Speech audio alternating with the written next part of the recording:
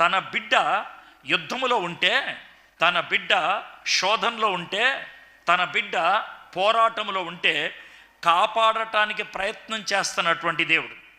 కాబట్టి అది డైరెక్టర్ పాత్ర, ఇది డిఫెన్స్ పాత్ర.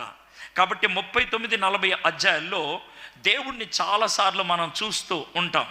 కాబట్టి మనము కష్టాల గుండా వెళ్తున్నప్పుడు, శోధనల గుండా వెళ్తున్నప్పుడు దేవుడు మనకి పక్కనే ఉంటాడు, దేవుడు మన దగ్గరే ఉంటాడు. ఎందుకనంటే ఆయన మనల్ని డిఫెండ్ చేసేటువంటి వాడు, ఆయన మనల్ని కాపాడేటువంటి దేవుడు.